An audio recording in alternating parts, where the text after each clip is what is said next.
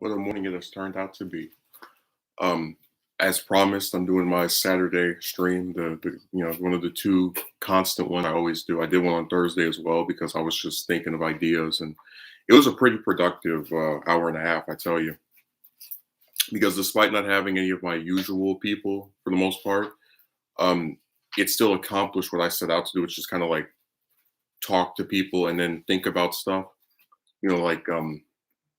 Just having all of these different ideas that are kind of like originating from just a conversation taking place, because that happens with me a lot where I'll just talk to someone and I'll think about something, and then after a while it starts to become you get more and more ideas relating to it.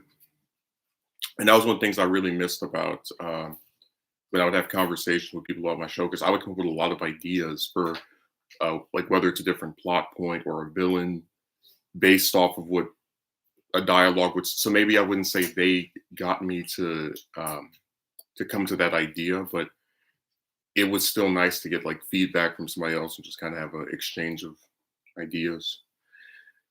Most of which I would say I came up with, but I still would say, there's some credit to be had from having a person you just, who's also to some extent creative that you can get things off of.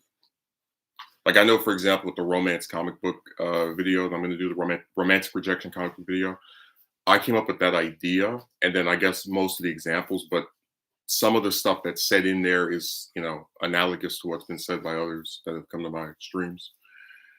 So yeah, I'll probably do that video. I don't think it'll be done by Monday because I've got somebody here with me, but I think it'll be done probably by Wednesday, like midway through next week. So I hope you guys are looking forward to that because I've been putting it off for a while. And then after that, I can do the like being straight is a bad thing video, just explaining how there are like specific attacks that people have toward um, men that are, I guess, it's so strange to keep saying straight, but men are that like women, right? They have a thing where there's like certain um, stigmas, I guess you could say, that are associated with it. And it's really weird too because you always hear about um, people doing things to, like, let's say LGBT people, right? And they do. I'm not disputing that, but you never quite you don't see someone when they don't like, let's say, a person who's into, like, a man who's into men or a woman that's into women, that, oh, I don't like you, so nobody that's the same gender as you will ever like you back romantically. That's why I said the I word is a slur, because it's the only time I've seen it to where people on the basis of their sexuality are told that there is no one on this planet or very few people at all that would ever like them back. But, and they're told this not by someone that knows them, that's been around them, but by a person that is being disgusting on the computer. That's usually how that goes. It's always someone who's never met you that's like this big expert on who you are.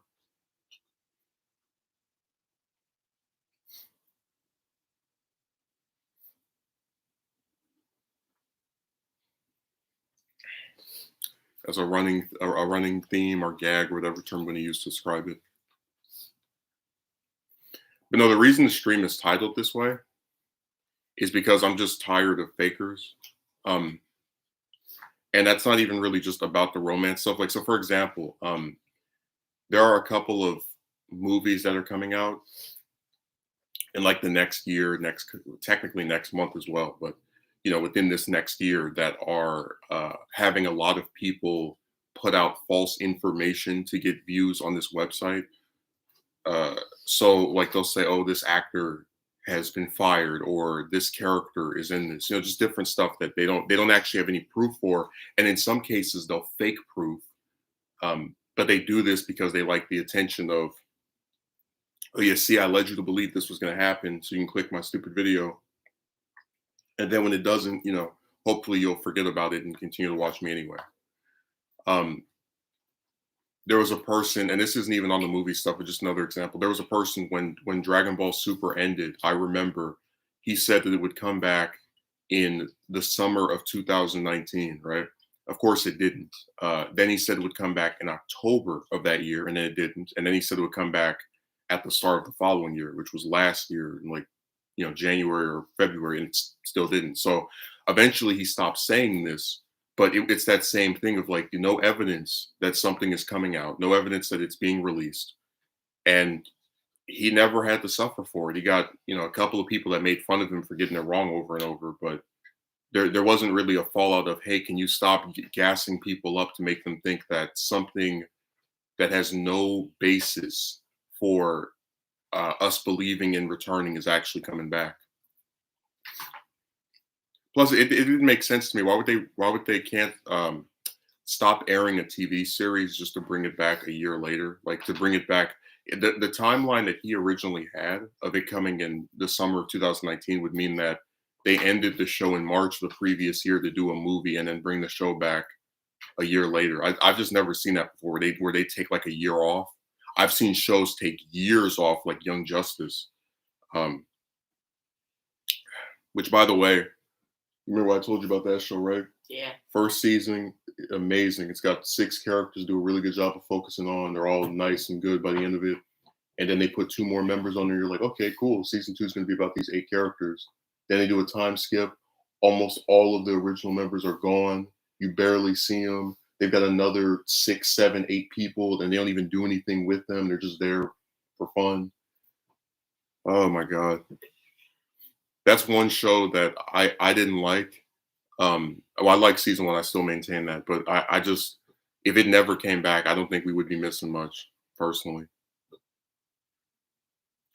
it's definitely, out of all the DC stuff, it's probably the thing I'm most um, tempted to make an edited, like a serious edited video about, where I talk about how there's never been another cartoon I've been into, because a lot of people will say, Dragon Ball or Naruto or something like that has like too many characters. But the thing is, even with the issues I have with both of those series, and trust me, it's a lot of them, especially with Super, they have always maintained a consistent focus. So as bad as I think Super is, it does focus and keep that most of its attention on Goku and Vegeta. And then sometimes, it'll throw somebody else in the mix, like 17 during the Tournament of Power. Um, with Young Justice, it's just like I gave the example of Wonder Girl. That was a character I was looking really forward to seeing in that show, because Wonder Woman in general is the least represented when it comes to other media out of the DC Trinity. So her sidekick being part of the quote unquote main cast really piqued my curiosity, right? She gets one episode that's about, I think, her overcoming her fears. And then for the next 3 seasons, or excuse me, the next season, because season 4 is not finished yet. But for all of season 3, she's just there. She gets maybe 1 or 2 lines, but in like, that's a good example of how in what's about around 40 episodes of this show, they have had this character who they've only focused on out of one of those, who again is supposed to be part of the main cast. And I even he hasn't seen it, but I talked about how with season 2 they did a pretty good job of focusing on Blue Beetle, and I was like, okay, so he's clearly the favorite of the people who are making this show. So I guess during season 3 he's gonna have a big role too, because of all the attention they gave him in season 2. It's gonna like pad out, or they're gonna continue that character arc that he has, right? And then in season 3, he's in like half of the episodes, none of which are really focused on him. I'm just like, what? So it it's funny. It's like they did to him in season 3 what they did to most members of the quote unquote main cast in season 2. I thought that was hilarious, because I think he was a pretty good character, and that's why it sucks that they decided to do that, to just not use him as well as they could have.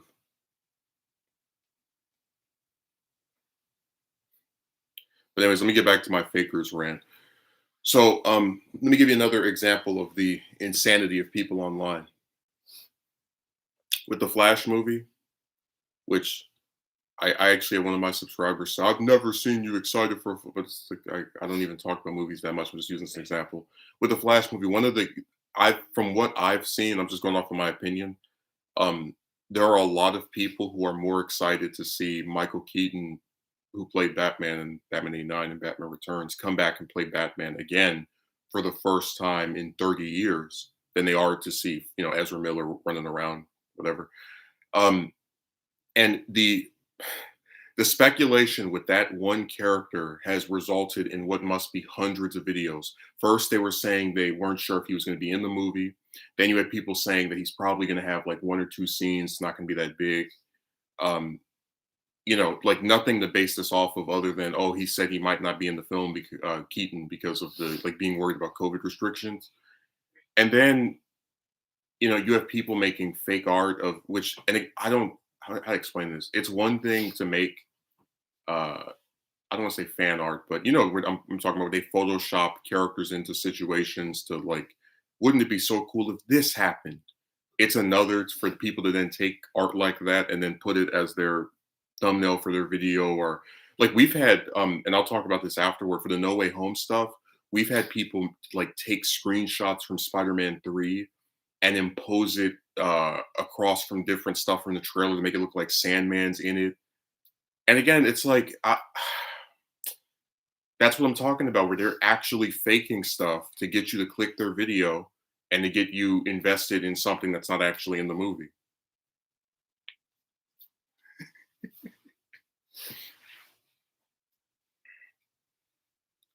I don't even want to talk about the guy that was saying that they had canceled Aquaman 2, even though there was no proof of that whatsoever, and they're currently filming it as we speak.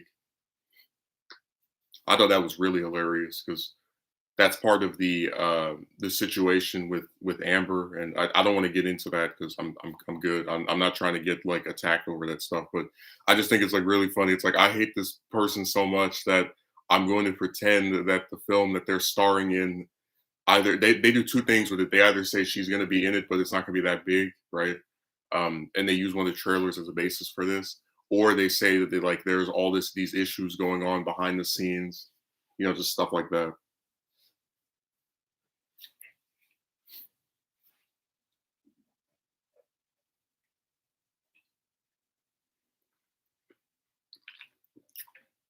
But yeah, with that No Way Home stuff, it has been so insane. And this has been going on ever since December of last year, because that's when we found out that they were going to use Alfred Molina to reprise his role as Doc Ock, which I was over the mountain when I heard that, because there's always this thing when people reboot series where they want to have different actors play everybody. Um, and a lot of times I think that that's a really failed opportunity to bring back somebody else that was actually good. So I was really happy when he got announced. But the problem with him being announced along with Fox as Electro from from TASM 2, I guess is how you would say it, abbreviated, is that ever since that happened, now people have been saying that Garfield and Maguire are going to come back. And the biggest issue I have with that is we were told by Holland and by Marvel themselves that no, they're not in this movie. Like I still have the articles where they say that, and people don't want to believe them. And even Garfield has come out and say he's not in as well. But it's like I hate the idea of having the actors come out and say we're not in this. This is not happening. And then people are like, oh no, it's definitely happening. And then when they go and see the movie, and the actors who said they weren't there turn out to not be there, what do? They get upset. I thought that Toby and Andrew were coming back. Where are they? It's like they told you they weren't showing up. Well, McGuire hasn't said anything, but Garfield was very adamant about not returning, and you know, I don't know what else they have to do to convince people. But you get the issue here. It's not about like me not wanting the two of them to return, just like anybody else. Although I don't really care for seeing Garfield, whatever. Just that's another issue. It's the fact that the actors out of their own mouths and people involved with the movie say this person's not returning, and then you still have all these videos and other people saying that they're coming back. So when the film comes out and they get upset that their expectation wasn't met, um, it's gonna be this thing where like I can't feel bad for them because the people who were making it said this wasn't gonna happen.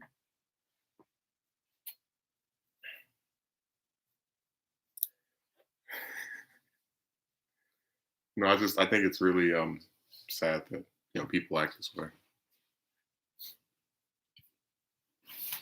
And they've done a lot of faking to make you think those two are in that movie. Um, One of the examples would be the fake posters. Someone actually apparently made a fake poster and put it in the movie theater, and then people took pictures that were like, "See, this proves that there are all three Spider-Men are in this movie." And then we found out no, someone just stuck this weird poster in here to make people believe that these other actors were coming back.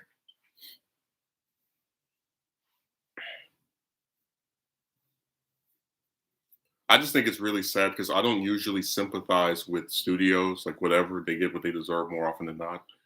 But it does seem like Marvel is in a lose lose situation with this because if they don't bring these actors back after saying they're not coming back, you do have people who will still get mad at them any which way, unless they bring uh, Garfield and Maguire back. So they're basically doomed no matter what they do. So No Way Home has been such a out of any movie I've seen, other than probably out of any of the films between this one and Infinity War or Endgame, it's probably the one that's had the most like what's gonna happen, what's gonna happen, what's gonna happen stuff going on with it. It's like I don't remember this many videos for any other Marvel movie besides the Avengers ones. And again, Marvel like YouTube has been around since Marvel's had the MCU, so you saw like speculation type videos like this. I remember as early as like Iron Man 2. Like I remember when the first trailer for that came out and Scarlett Johansson didn't talk and people were wondering if she had the Russian accent, which we later found out she didn't. So it's just really crazy that there's been a whole era of just getting a little bit of information about a movie, not that much, right? Because all we've seen of No Way Home is like what a minute or two of just random clips, and then using this tiny bit of what we know about the film to make fake scripts, which was something that someone leaked out a while ago, where it's like, oh yeah, there's a Spider-Man at the start of the movie that gets killed, and then you pull off the mask and you find out it's this person. Just make up all this crap, and it works too. They get a lot of views off of doing it, but I don't understand the purpose of it. Well, I shouldn't say that. I understand the purpose. I just think it's really not helpful.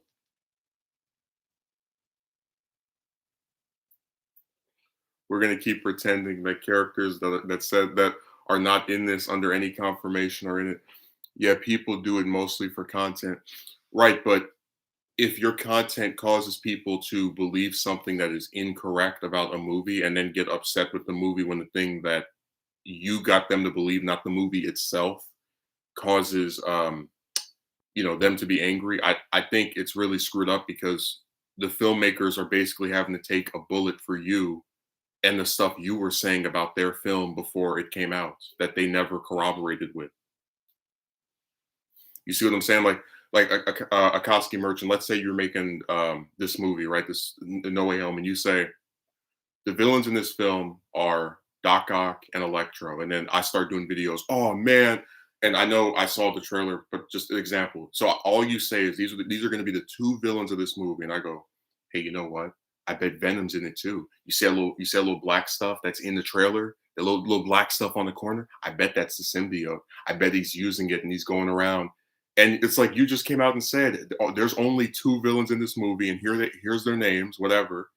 And then I keep saying, oh, they're saying that, but to tell you the truth, when you look on the side of that screen, you see a little bit of black stuff right there. I bet you that's Venom. I bet you that's Tom Hardy, or that's what's the other one? That's Topher Grace. Yeah, coming back and reprising his role for the first time since 2007.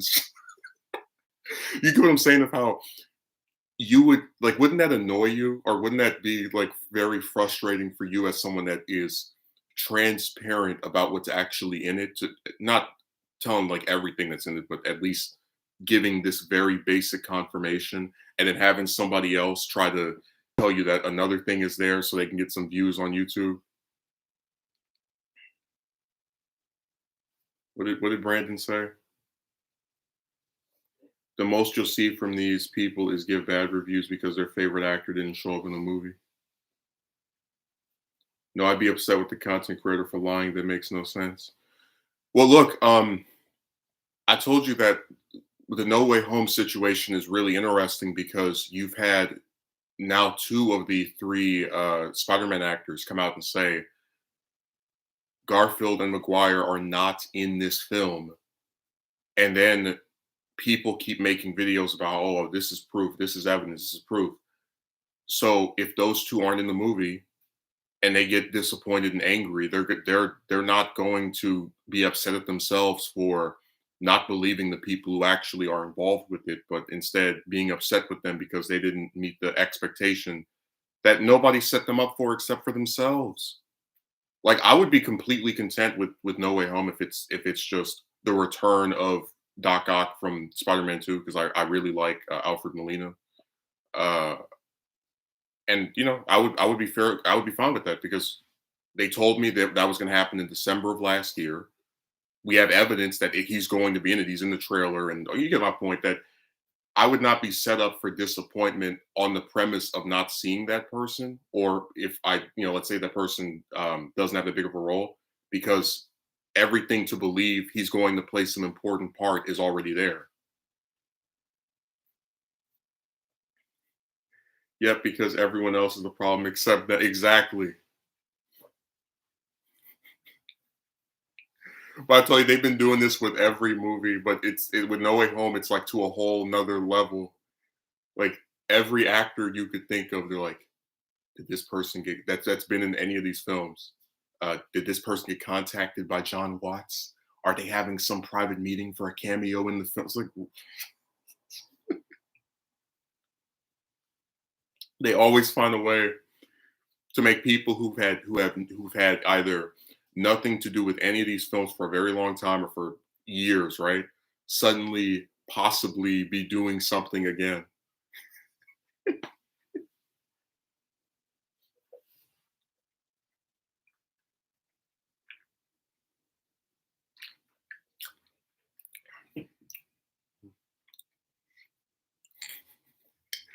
Hey, what's the one at let me give another example. It's like, oh, we saw some little like electricity in the corner. That's not electro, that's shocker. Stuff like that. It really feels like they'll take anything from the trailer and just use it to extrapolate. Like I remember the actor that plays Ned lost a lot, like I think 100, a whole bunch of weight. He just completely slimmed down, right?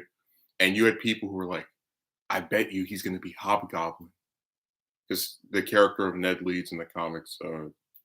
So Ned Leeds was a pre-existing Spider-Man character that just seemed just like a romantic rival for Peter and nothing more than one of his colleagues at Daily Bugle.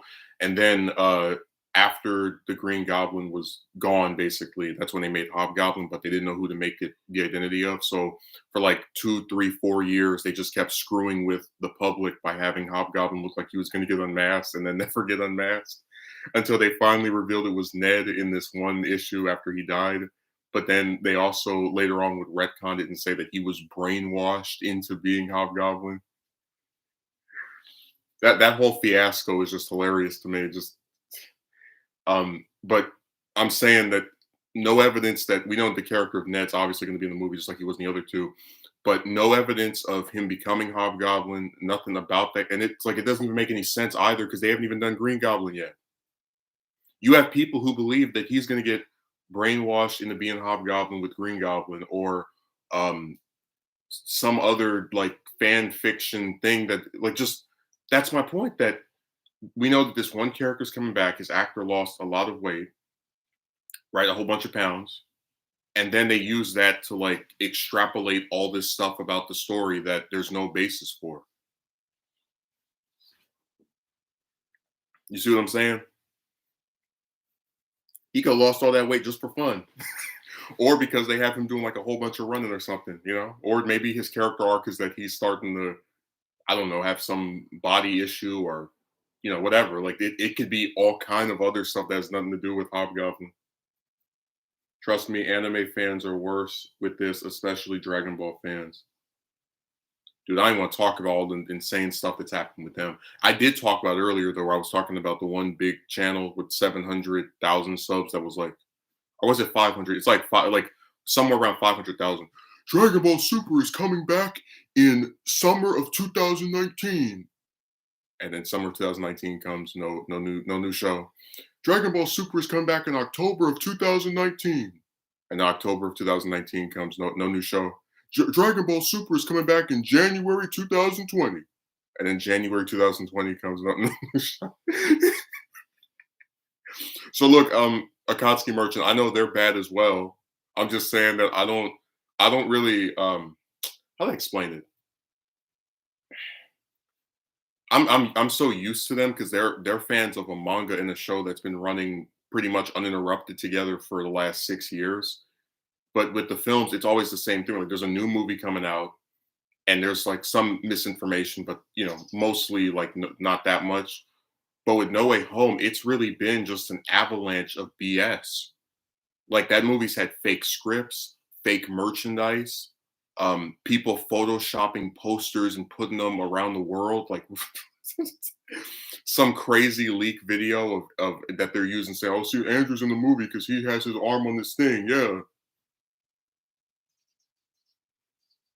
I've just never seen a film that's had this much misdirection, and like I'm at a point where I almost like I remember more of the fan rumors than the actual damn trailer because I've only seen the trailer like twice, and I've seen fan rumors every day since like February or March of this year. Just it just keeps going and going. You know, oh this actor's in it. No, they're not. This actor's in it. No, they're like, you really don't even know anymore.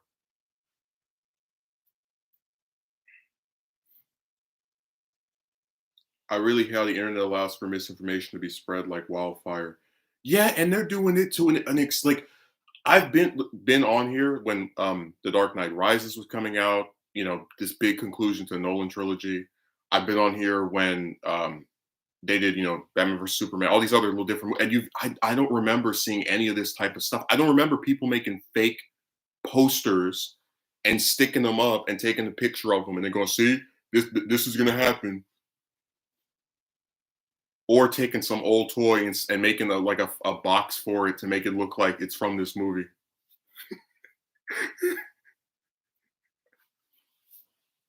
I have no memory of anybody else doing that up until now.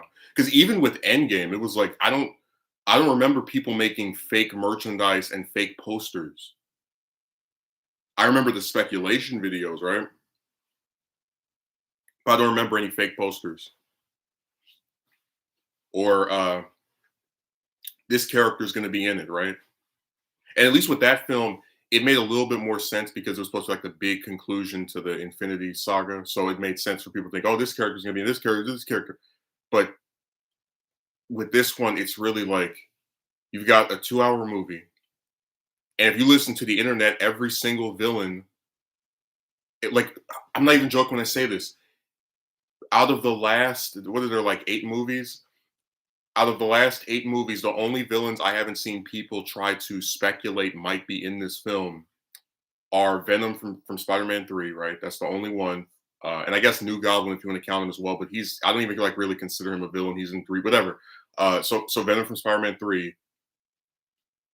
And that's kind of it. Like I've seen people say uh Mysterio, like Jake Gyllenhaal might come back, even though he said the character was dead.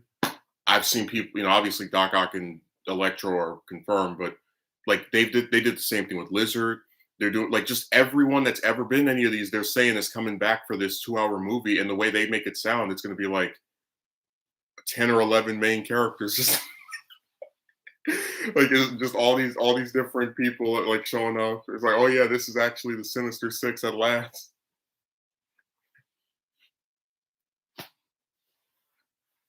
That's the only flaw from the Raimi stuff. They would always kill off the villain.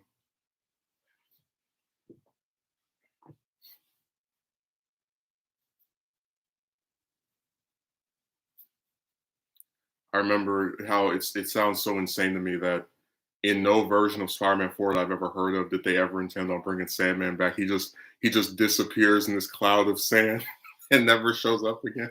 It's like we're gonna let you live, but you might as well be dead.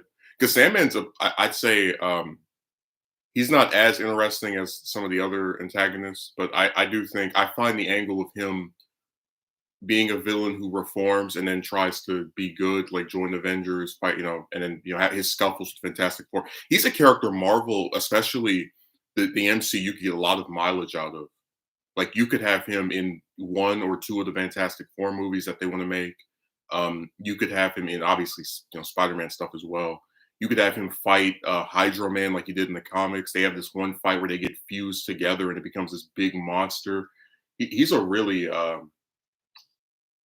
now, I wouldn't say that like the most interesting character, but he's definitely someone that they could do a lot more with than just, oh, here's him fighting Spider-Man one time and then he dies and that's it. That's I'm just saying that's the angle with a lot of the like the lead Ditko era villains, especially. They have a lot of stuff you can get out of them because they have like different interactions with the Marvel universe that usually don't get played on screen that much. Like that's one of the reasons I hate that the like that RDJ and Chris Evans retired because I would love to see a live action version of the Cap versus Doc Ock fight that we got in the comics at one point. It was really cool. But you know how these actors are; they always retire after doing something for a few years.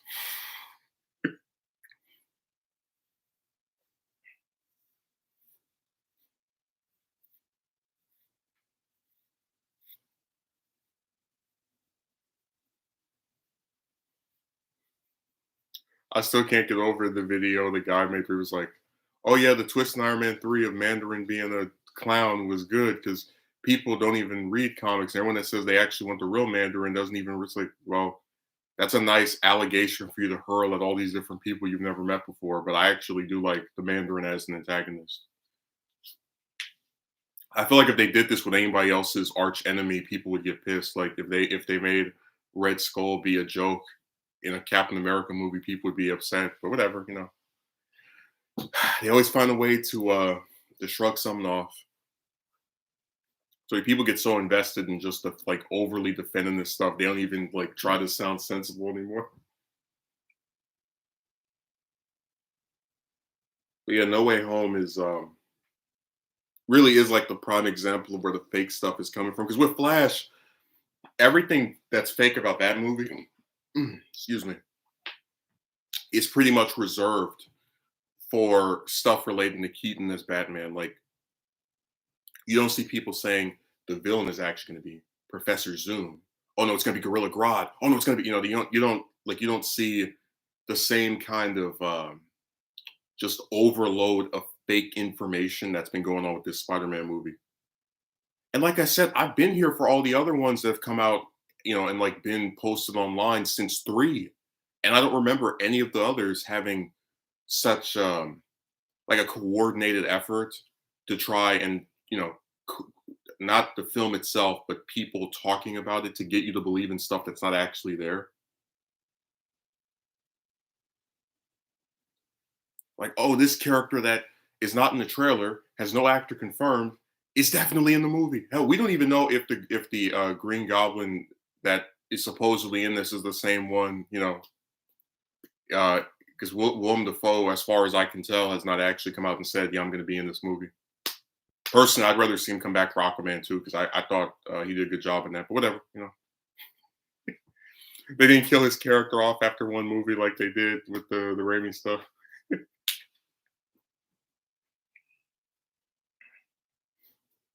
I would like to see Willem Dafoe come back and play like Norman at least two more times. Like I think he was great. Problem is they can't really do the Norman Harry stuff because Franco got himself in some trouble, and I don't think Marvel's going to work with someone who's got the type of allegations levied at him, which that sucks so much because he's such a good actor. At least to me anyway. Okay, let me read what's being written here. Okay, but let's be honest. How much hype was there when the Flash movie was announced? What do you mean hype? I don't have any way to measure and calculate. I mean, I guess I could look at the number of views for the official posting of the trailer, but there are a lot of people who are really excited to see Keaton come back as Batman. Like that's the main draw of the film, you could argue.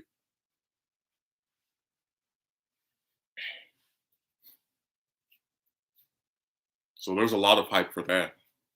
Because to a lot of people, Keaton is Batman in the same way that Christopher Reeve is Superman. So being able to see someone who hasn't played the character in a very, very, very long time, uh, you know, excited a lot of people to put it simply.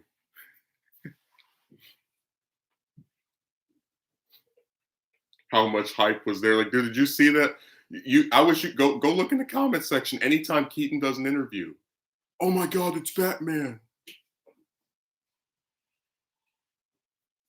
Yeah, people are really excited for that. I'm saying I don't see a lot of people excited for the movie compared to far. Well, I mean, you can say that, but if you go and look on this very website, type in the Flash movie, type in speculation theories, you can find plenty of videos of people doing the exact same thing. It's just not as insane because Flash doesn't have what, 8 prior movies. Uh, like they both had both far from excuse me, they'll say Far From Home. Both No Way Home and Flash have the commonality of being multiverse stuff or having something to do with a multiverse. But the difference is Flash doesn't have two previous movie franchises with different actors to being speculated to come back from each of them. So that's the difference. That one of them has a much larger, built-in, longer-running film franchise that people are taking from each respective movie, different actors, and saying, "Oh, this person might be in this person might be in this person might be this person." But again, Flash never been done before, so if you get any of that, it's usually someone from something else. Like, oh, Keaton's back as Batman, and Affleck is back too. That's about it. So yeah, that's one of the reasons that it doesn't have as much, I guess, hype because it's not a big, huge. I don't want to call it nostalgia fest, but it's not the same thing of having the possibility and actually the confirmation of multiple people who haven't been involved with any of these films in several years returning.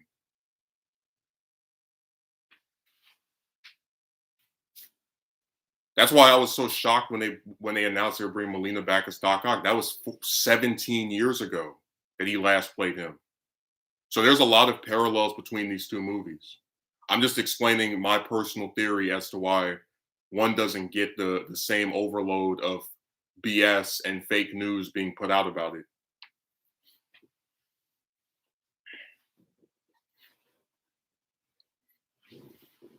Dude, imagine there actually were 8 Flash movies. Like, I bet you they be and the plot of the eighth one was this, like, was, oh yeah, we're gonna have a multiverse and time travel.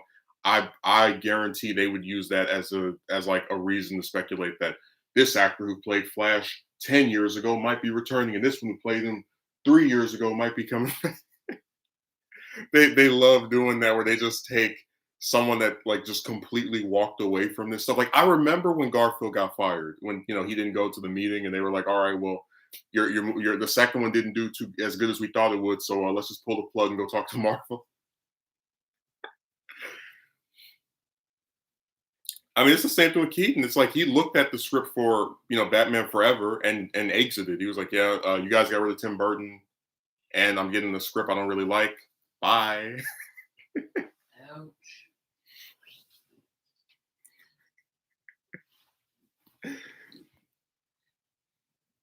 No, this one guy asked me why the Flash, because the Flash movie, just like No Way Home, has the same thing of like multiverses, like different universes. Uh-huh. So people are like, "Oh, how come it's not getting as much lies and fake news about it as Spider-Man No Way Home?" I was like, well, Spider-Man No Way Home is literally an excuse for people to think that any actor that's ever been in one of those Yeah. might come back. But there's never been a Flash movie before, so they can't do that. So instead, it's like, oh, this different version of Batman's coming back, and this version of Batman's coming back, and this version, this person. No, I'm just saying that's why it's not getting as much attention because Yeah. there's not 8 Flash movies before this one. I know because he's Batman. I'm talking about the Flash, right? But I'm saying that Batman is intrinsically linked to this film. There are going to be two of them in this movie.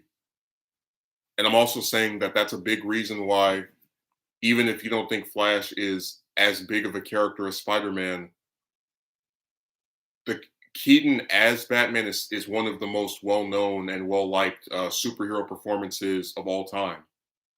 So that's still going to help and draw in people who are not that excited just to see Flash run around for 2 hours.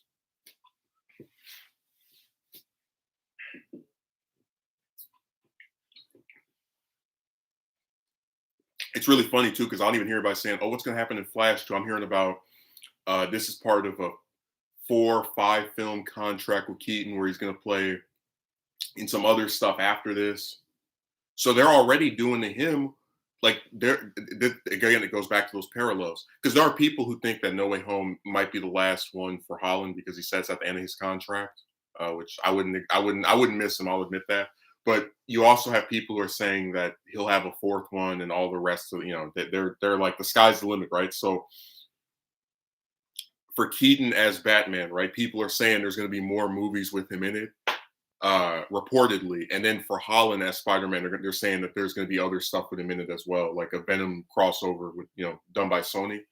So it's that same thing of the parallels where there's some actor who it looks like this is going to be their final time or last time playing this role, and then you also have rumors that they're going to come back and do more stuff after this. Yeah, I would love to just sit here and like assess the merits of Flash, like of the Flash movie versus Spider-Man. But again, Batman is a big part of it as well. So you have to throw him in there into the factoring of what is causing all of this propaganda and fake news and all the rest of that.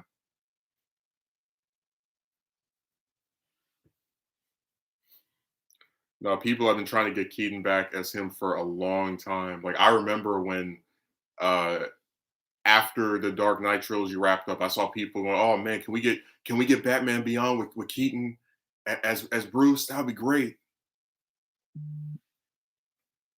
I even saw some people say they want Kevin Conroy to play him, which I wouldn't mind at all. That's be like really crazy for Conroy. Like you go from voicing this character and technically playing him longer than anybody else ever to now be like playing him in like actually that would be insane.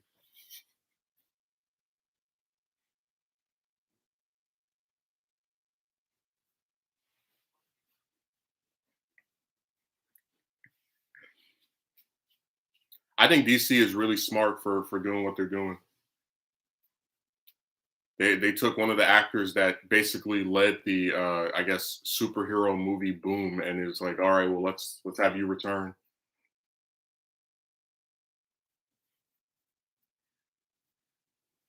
It was funny too because like I remember that they said that apparently the movie's going to ignore Batman Forever and Batman and Robin. So they're doing like a choose your own adventure thing now. Like when you watch Batman Returns, like, all right, if you want to see this version of Batman again, you can technically watch Batman Forever because that was marketed as Batman 3, but then you can also see the actor who plays him come back in The Flash.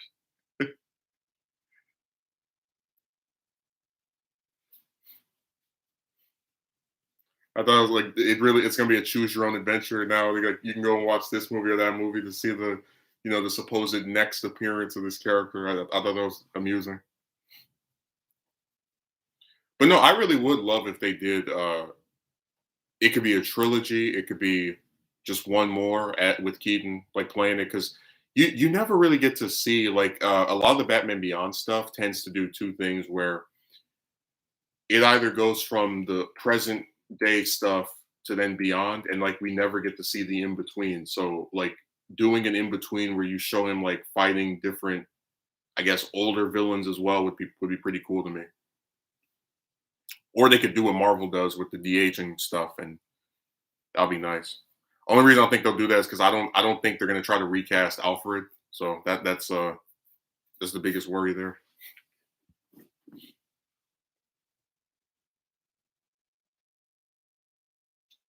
What was his name? Let me go look it up.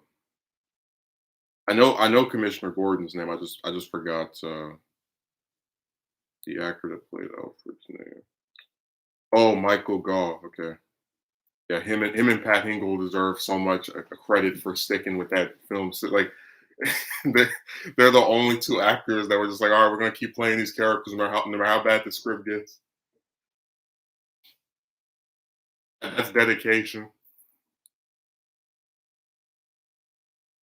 I hope if they do show us like that universe, they don't try to recast either of those. They can mention them, whatever, but don't like you know what I'm saying. It's just I hope they don't do that.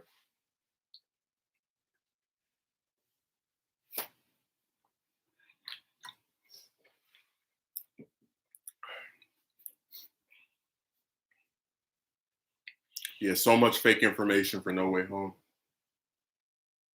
This person's gonna have a cameo. This person's gonna be in the movie for 40 minutes.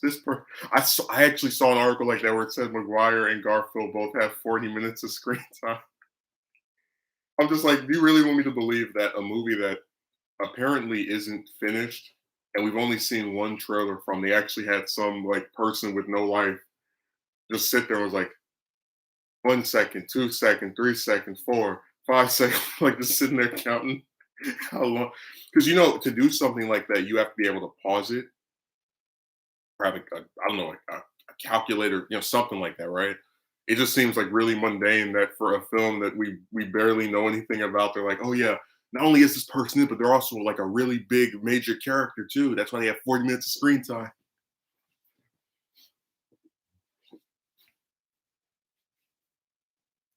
Like, oh yeah, he's so significant. Don't worry that you haven't seen him in the trailers. He's just hiding. But yeah, if you listen to people on here, everybody's in this movie.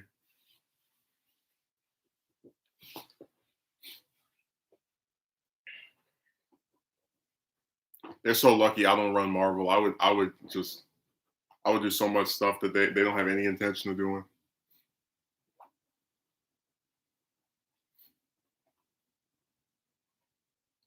Like I probably would just like say to Holland, "All right, nice knowing you, bye," and then have I would do Spider-Man 4 Maguire, and then I would probably have, if you're gonna have a Venom versus Spider-Man movie, because we already had Venom Spider-Man 3, I'd probably have Garfield do that. So they're lucky that I don't run this stuff.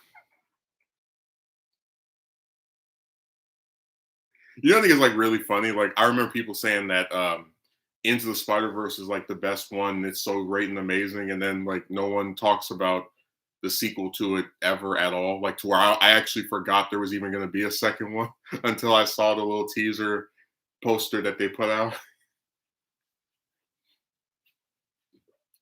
I think that damn thing is taking forever. And when was the first one? When was it? 2018. Bruh. Yeah, that's the only.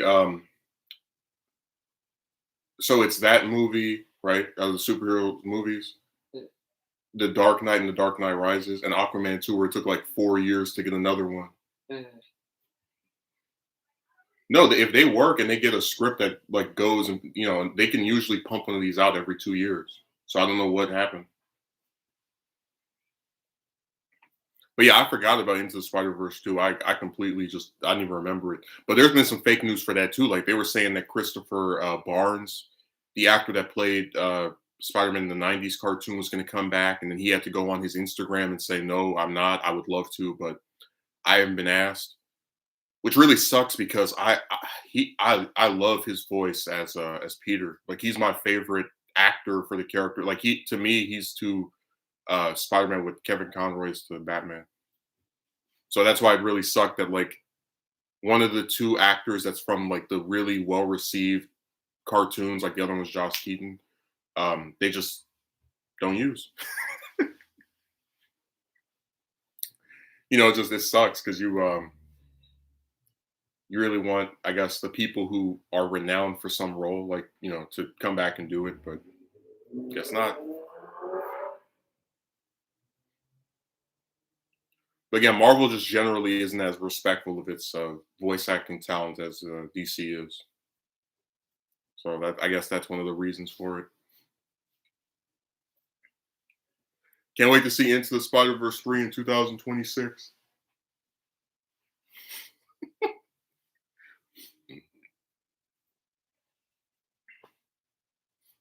I mean, I like the first one as much as the next guy, but damn, 4 years. It's funny too because I always say that people like try to rush stuff out, but I have no problem waiting 2 years for a movie, 3 years. But when it starts to become like close to half a decade, I do think and especially when it's like by a major studio, we have all these different people and resources that someone like myself doesn't. That's when it goes and gets kind of insane.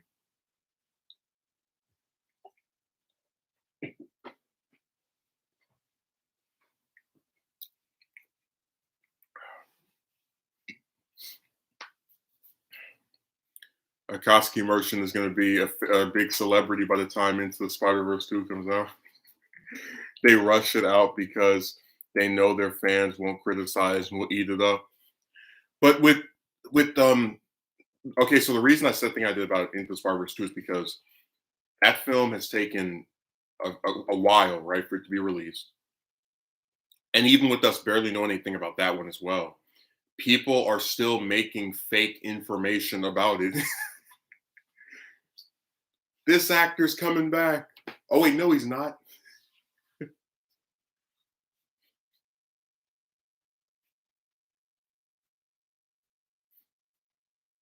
That's why I made that joke. It was like even for a cartoon movie where there's like no actors on set, nothing. They're like, I know this person is going to be in it. Like how? According to what? So I said it's really crazy. Like who? I mean, hey, I guess that's just how people are. They're weird like that.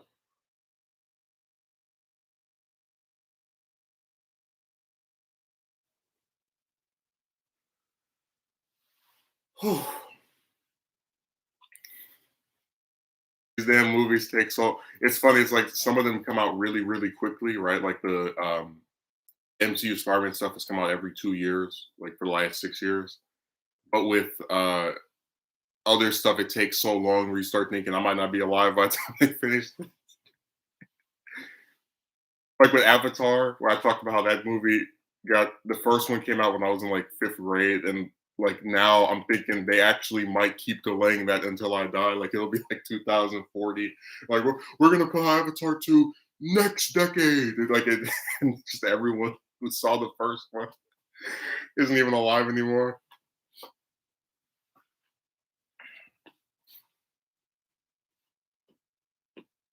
I feel like you could say that about a lot of things, though. The line that Akatsuki Merchant had, because for Super, every time there's a new chapter, it doesn't matter what's in it. I see people on Twitter, 10 out of 10. This chapter was great, amazing art. The story was excellent. It's just like I can't even take them seriously because it's like they do this for every. It's how do I explain it? When you say the same generic praises for every single chapter, it starts to become like an automated response. Like if I praise a chapter of Super, um, usually they use a character that they don't use hardly ever, right? Or they have some fight that I think actually was pretty decent, or something that it usually mostly revolves around them using a character I really like, they barely use, or some fight, but mostly them using someone that they barely use, like that Boo versus Moro fight.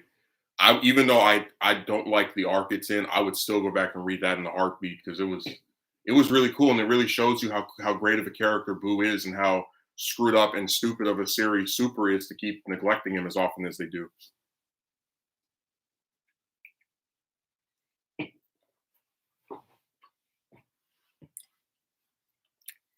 It starts to come off as though they don't actually care about the story because, in my opinion, if you like something, you want it to be better.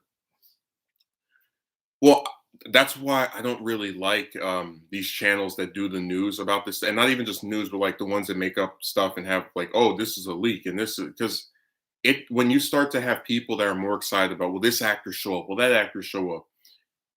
To me, it doesn't really seem like anyone actually cares about the story. They just want to see who's going to pop up in this thing.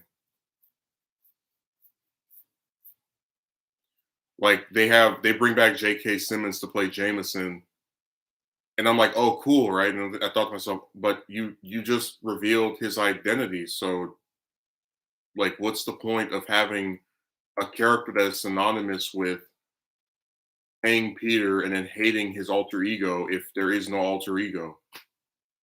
But see, that goes back to my thing. It's like you stick him all the way in at the last minute of your little dumb movie, and then what was what's the point of his inclusion if you got rid of the core dynamic that makes for the appeal of the character? I don't. So I said this. Oh my god, I'm so sick of this damn series. Whatever.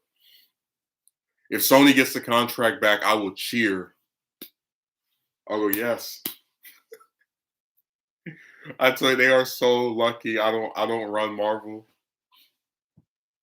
I would say, okay, you guys can do your little goofy, weird multiverse movie, and then that's it.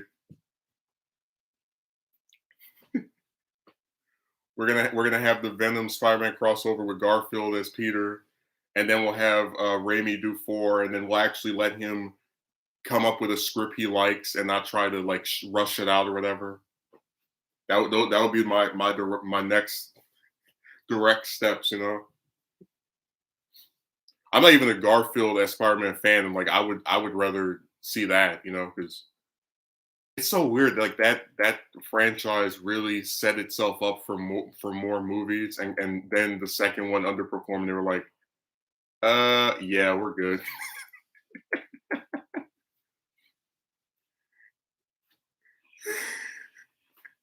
If you like some, you want it to be better. Not them. They just want to see what actor is in it.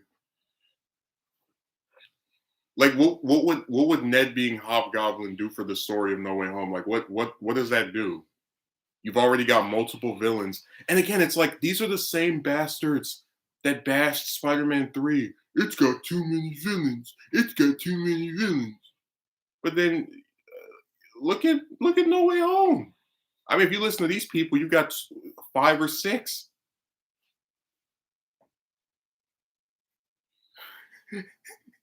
You get the irony.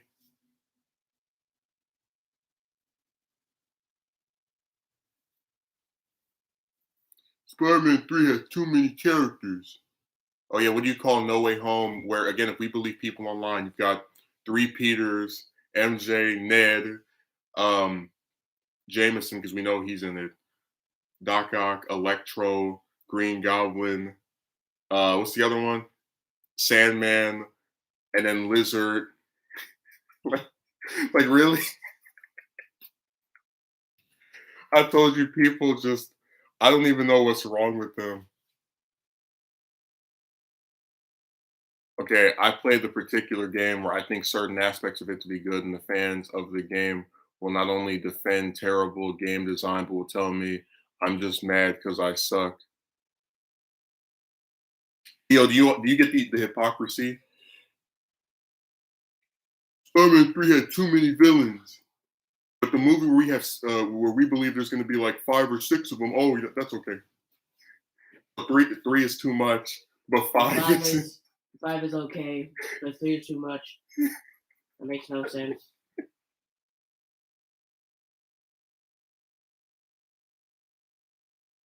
I swear you just. I don't know what's wrong with people. Kingpin maybe. Oh, I'm sorry, 7. Okay.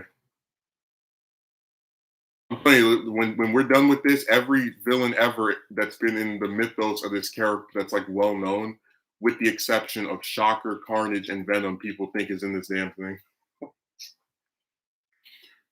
Like we know Doc Ock and Electro. People think Sandman's in it. People think Lizard's in it. I mean, like, and again, don't whatever. If you want to have as many villains as you like, okay, but don't sit here and cry to me about 3 in a movie that came out over 10 years ago. I think there's a surprise villain. Yeah, Ned as Hobgoblin is people's theory. But like I said, don't try or Jake coming back as Mysterio, or like Bruce Campbell as Mysterio. Uh, but like I said, I don't get the purpose of that. Like, oh yeah, this is too much. 3 is too much, but 6 is okay. They really need to work on their counting. I tell you, this movie has become the fan fiction, um, 1 trillion speculation video affair.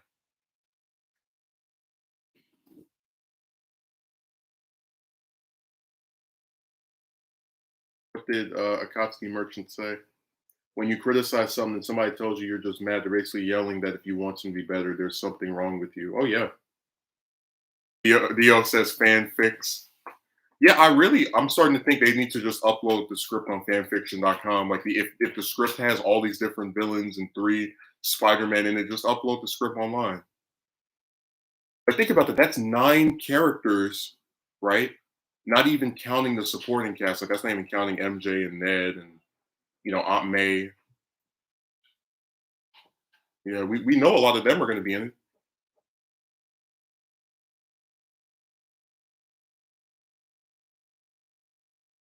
So again, by the time that, like if you count if all those villains are in this, that means we're gonna have a movie with like 14 characters. 14 main characters, not like just little side guy. That like that's why I said it's really insane to me to watch people on here try to pretend that 3 had this big overload, but then this apparently doesn't. That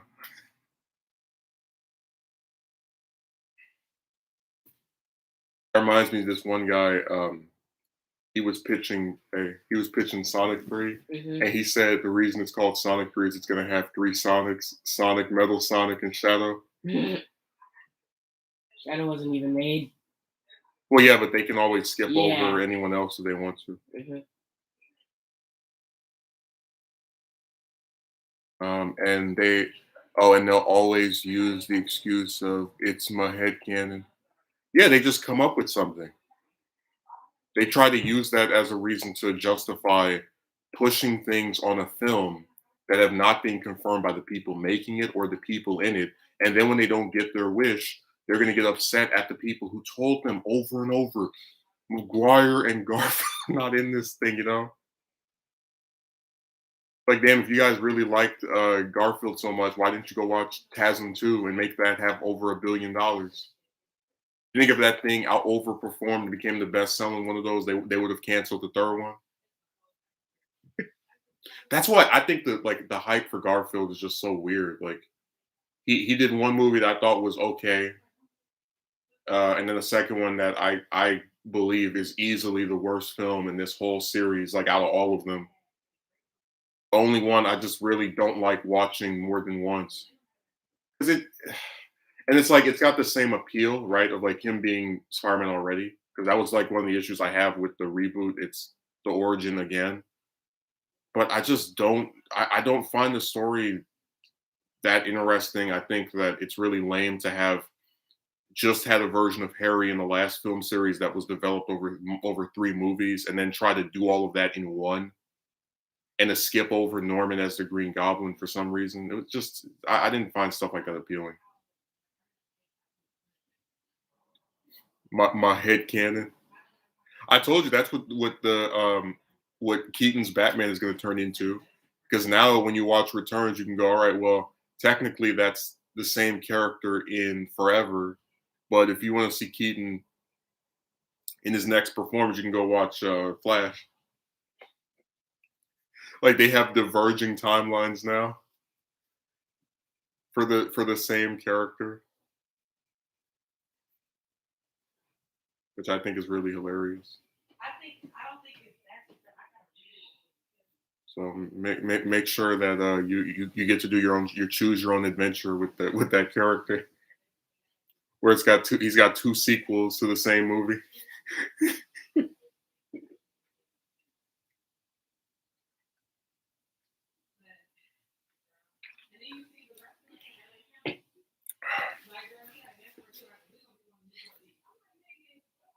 Let me see. Headcanon doesn't mean you can retcon characters so they fit into their own little fan fiction. Oh yeah, they love doing that. Remember we talked about they do fan fiction in real life too with the romance stuff where people will say, "Oh, you probably did this, you probably did that." oh, you maybe did this to her, just stuff like, they have no evidence, but they just created to fit their own narrative. That's literally what they've turned real life into fanfiction.net, where they just make up stuff and then, oh yeah, this is now true according to me. Headcanon sounds like a minor villain. No, headcanon is when someone believes something in a story without it actually being confirmed or proven by the story itself.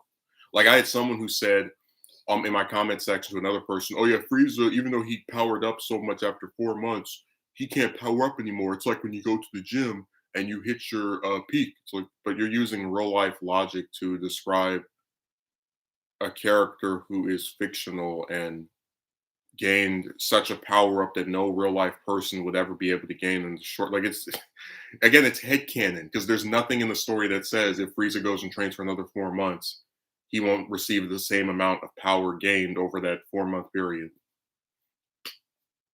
Arriving for my cameo.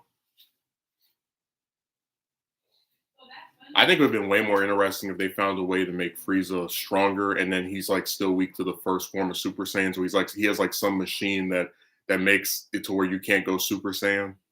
So they have to fight at base, and they all have to team up to take him down. Like would like actually have the Spirit Bomb work this time? That would have been way cooler than let's make Goku's hair blue and turn Frieza into an Emmy. That's the laziest forms I've ever seen. Just change the colors. I remember when I was a little kid, people used to get made fun of for having Sonic recolors. That's what that's what Yeah. Dragon Ball is now. They got Frieza. Let's just paint his butt gold. Oh, now he's this new form. Mhm. And then we go, oh, let's just change his hair to blue. Oh, new form. I only usually hear headcanon about terrible ships. You're using real life laws for a character who can destroy planets with a flick of the finger. Yeah. Oh, Euro making his cameo. Hey, he's gonna be in No Way Home too. Imagine you actually like go on the Wikipedia page and says like Euro the Euro dollar trader like confirmed. It's like will make a cameo and he'll be like in the bus or something. And then they film the scene in black and white to be like his avatar. Like that's a homage to his avatar. It's the only scene in the whole movie that's black and white. And they're like, why did you make that one scene with that cameo of black and white? Well, we saw his avatar. We wanted to make sure you knew that was him. So nah, Euro, if you go online, look at these videos, everybody's in that movie. I'm to be in the movie next. They're gonna be somebody's gonna be playing my. There's gonna be some man that gets like turned down by a chick and they just starts playing my videos. Like, yeah, I agree. That's they're gonna have archive footage of me. Dragon Ball fans really do undermine Frieza's power. Yeah, because they don't know what to make of it. I mean, you had this character who, for 20 years, every time he got brought back, whether it was in the game or GT, Fusion Reborn, whatever, it was always to show that he was nothing compared to whoever was the strongest at that point. It was always to have him just get knocked down even further. And then out of nowhere, they're like, well, he's really popular, so let's give him a BS power up.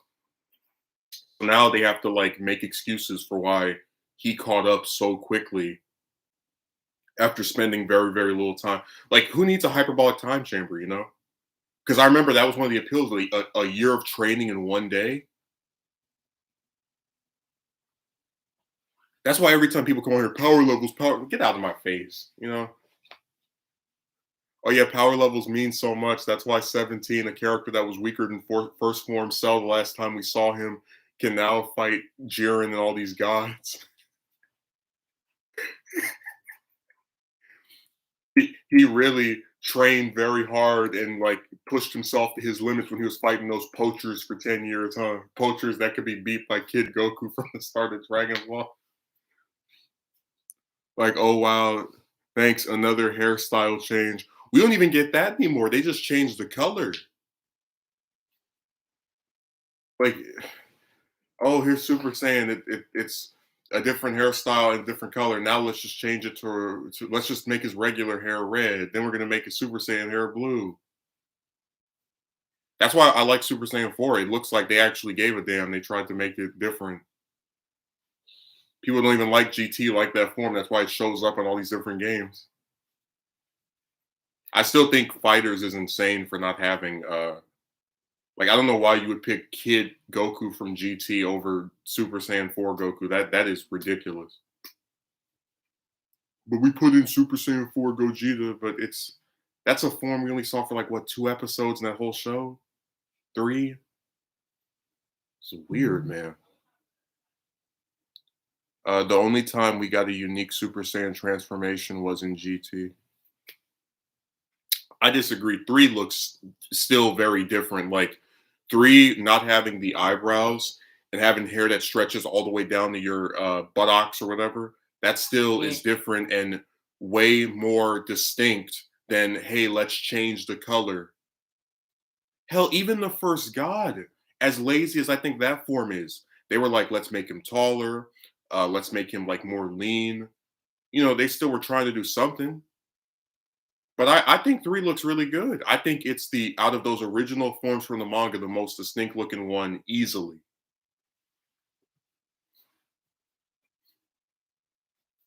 It comes out of nowhere, but and it's the only one that doesn't get to be the main villain for some reason. But whatever.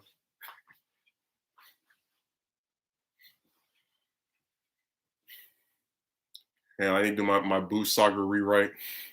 Yeah, Super Saiyan 3 was meant to emulate Shenron. Right, but I'm saying that it still is very unique compared to the overwhelming majority of forms bar Super Saiyan 4.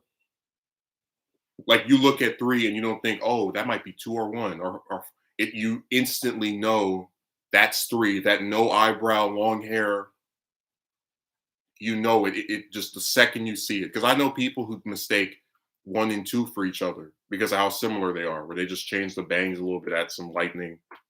You see 3, you know it's 3. But no errors, no.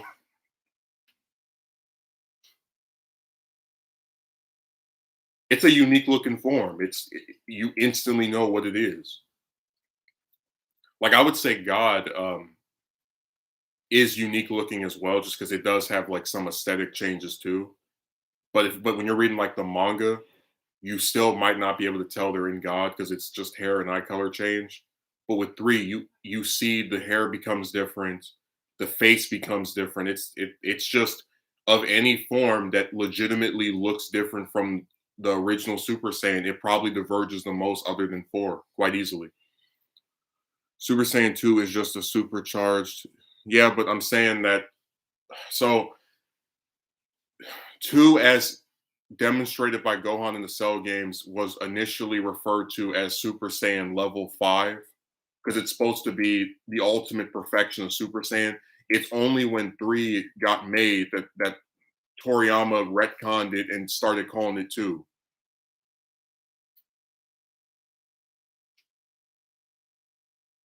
How become Boo? How come Boo was never in the future Trunks timeline? What do you mean? How come? Because Babidi didn't have enough energy to get off of like that planet. It literally was 2 murderous androids running around, and then some boy trying to stop them for a couple of years, and then some creepy green thing going around with his little tail. Like it's self-explanatory. He didn't have enough energy. You remember that like Boo got summoned because Goku and Vegeta were fighting, and then Gohan was fighting Deborah and all the rest of that. They didn't have it there. It's like 3 people that actually are strong there, and they still don't fight often enough with someone that's also powerful to generate the energy needed to revive Boo. So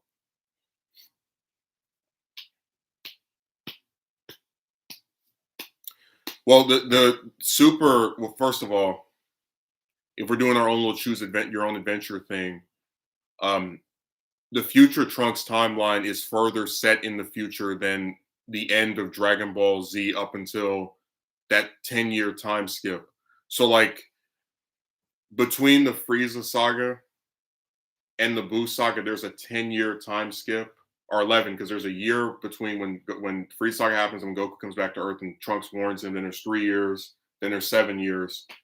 The future Trunks stuff is set 20 years in the future. So again, if the original intention was for that to have never even occurred, with an explanation from Toriyama that there wasn't enough energy generated. It's only when Super came around in some of these games that they try to like show what happened there.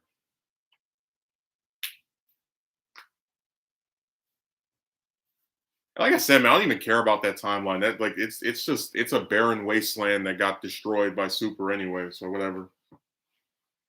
Let's override Trunks' happy ending by having some weird villain that he did nothing to destroy his timeline and blow up everybody and kill everyone he ever loved. And then we're gonna stick him in a timeline where there's another version of him. That's the worst end of any arc in that whole show. And I was shocked that people defended that. It was really sad.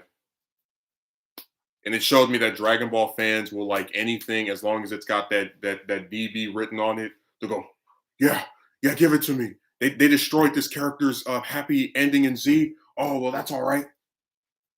They waste our time for 20 episodes. Insane. And then they don't even use him after that. I don't know how anybody likes that stupid that arc. Like, oh my god. I'm gonna destroy your timeline, but after you cut me in half, I'm gonna turn in the clouds and blow up everything and kill everybody. And then I'm only defeated by that weird little overpowered childlike monster that flips its fingers and then I disappear.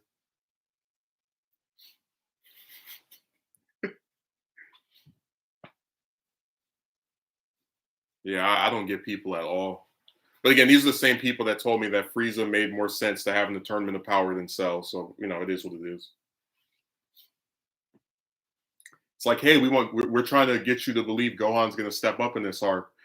So we're not going to bring back the villain that he actually had to do that against to actually like show some progression on on the part of his character and some interesting banter between him as an adult with this antagonist that he hasn't seen since he was a child. No, let's bring back the villain that only is synonymous with Goku and Vegeta because this arc definitely isn't focusing on them.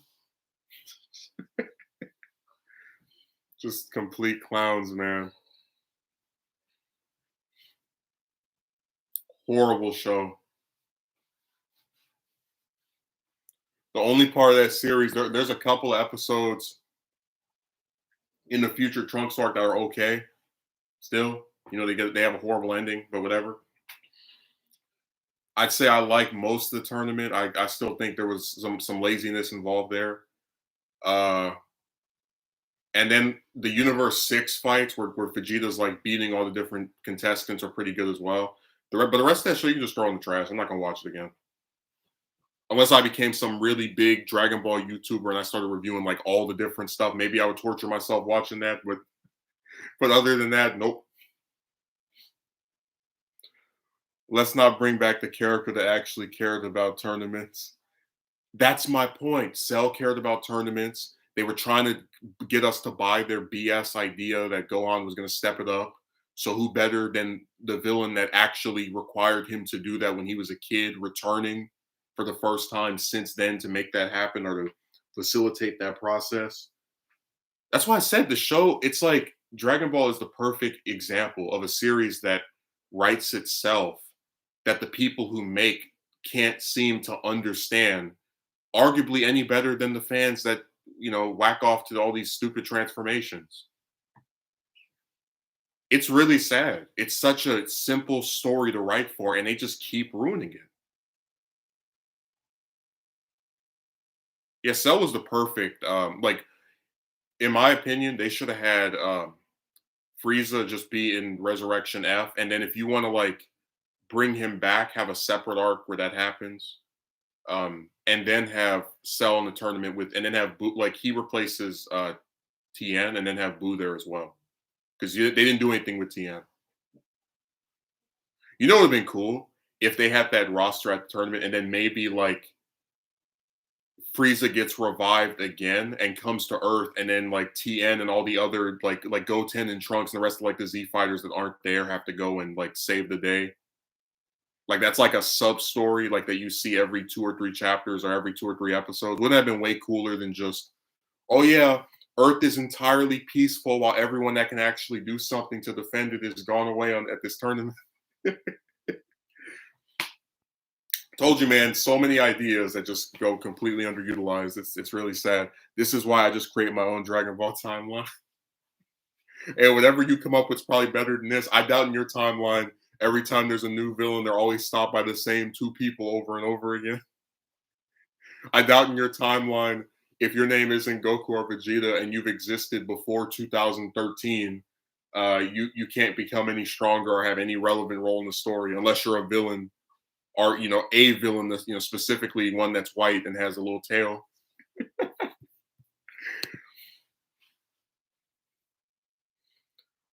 Let's not bring back. Okay, I would pay to see Cell kick adult Gohan and call him out for slacking on training.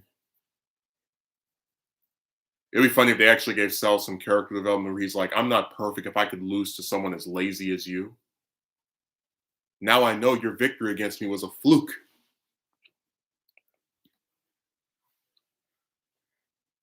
That I would really like. I would write. I was gonna do a video about a second Cell arc. It would be so much better than like what they're probably gonna do. It's gonna be something stupid. It's just whenever you have a villain that's been dead or hasn't like been in anything since there's been like a big status quo change. There's always so much potential as far as what you can do with them, and they just never utilize it. How would they bring back Cell? Well, since we know the Cell Juniors are still alive, thanks to the part in the Super manga where they show Goten and Trunks ravaging around on 17's island in his place, they could always pretend to be domesticated and then go and look for the Dragon Balls at Capsule Corp while all the Z fighters are effectively away. That could be revealed, and then resurrect Cell. There's plenty of ideas. Like I don't get why people just are not creative. You have a series that writes itself. You have orbs that can bring back damn near any character. You have characters who can literally learn any ability based off of what their race is or origin. And I just don't understand the lack of creativity. Well, like I'm tired of people asking me, how are they going to bring back Cell? How are they going to bring back Frieza? If you go and watch everything after the start of the Future Trunks arc, the one that's in, or the Trunks saga, or the one that's in Z when Frieza gets killed by Trunks, you had no reason to believe there would be any Frieza soldiers that were still around. They could go and resurrect them.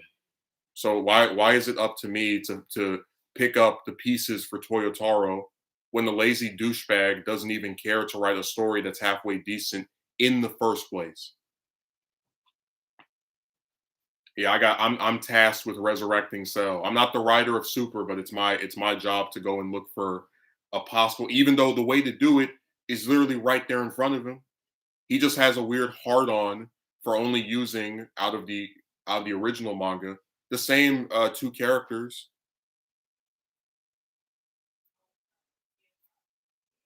I don't understand this like blatant wish to just not think for oneself. You like if you really sat here, right? You could pretty much bring back any villain. It could be a plot contrivance. It could be something that you set up. Like if Toyotaro actually brought back Cell in the method I just described, that would not be a plot contrivance because he set up the Cell Juniors as having lived through seemingly getting blown up by Gohan during the tournament, which I could completely believe because they got it from their dad. Because Cell blew himself up and came back from this little tiny piece. So I don't find it inconceivable that his kids could do the exact same thing. I wish I was laughing, Dio. Like I've been asked that same question over and over. How would they bring back Cell? Who's gonna bring back Cell? How would they do this? Who would do this? Why would they do this? And I don't even write the manga or the show, which is apparently over forever.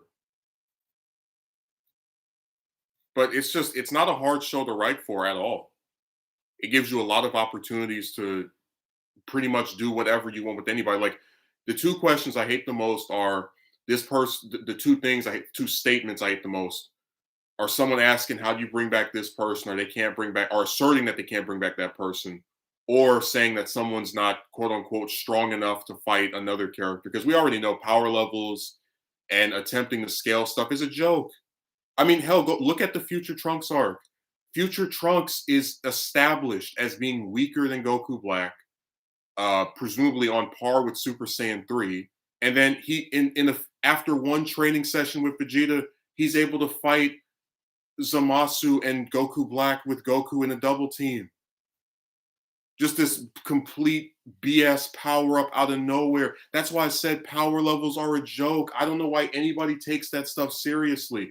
And the only reason they do, excuse me, I do know, is because the show sucks off Goku so much that they think any character that's not Goku or Vegeta can't be strong enough to fight the villain. As if the stuff isn't written by somebody, you know? Like they talk like damn professors at a school. I don't believe in the hypothesis of this character being able to defeat this. It's like, why not? If Goku can get ridiculous power-ups, if 17 can get ridiculous power-ups, if Frieza can get ridiculous power-ups, why can't anybody else? I mean, just because they don't use those characters anymore doesn't mean they can't get stronger. It's so, that's why I said this series and a lot of the people that like it, they come up with contrived BS that contradicts what they've shown before for why the story is as bad as it is. The show should be called Goku. Yeah. I tell you, you go back and watch Z, you'll notice that whether it's Krillin, Piccolo, Gohan, or Vegeta, there's multiple characters that get more screen time or more to do in multiple arcs than Goku. Like literally in the Frieza saga, all Goku does is beat the Ginyu Force, and he doesn't even beat all the members. He beats 2 of them, I guess 3 because Raccoon, whatever. And then has a really, really long fight with Frieza, and that's pretty much it. Like that arc is pretty much about Gohan, Krillin, Vegeta, and Frieza, and then I guess to an extent Piccolo as well. Like his whole arc, his whole role in that arc, I can sum up in 3 sentences. Just like with the Cell Saga. He's not there at the start, so he shows up, gets warned about this, trains off screen mostly for 3 years, fights 19, gets put in a coma for the majority of the arc, fights Cell, trains Gohan, fights Cell first, loses, and then has his son take over, and then gets himself killed again. Like the whole period between when he gets taken out by 19, right? When his heart attack starts, and then when he wakes up eventually, you have Cell in his first form show up for the first time, 17, 18 show up for the first time. Pretty much every character that's not him gets more to do, other than maybe Yamcha. They were even using Tien. Tien got a fight in that period. Plot armor doesn't allow any character besides the main 2 to have a spotlight. Right, but who determines who has plot armor? And if Vegeta's really part of the main 2, why does he lose to every main antagonist? What main characters do you know who lose to? Like I've seen some lose to one villain, but just over and over and over again, they get like stomped by the central antagonist.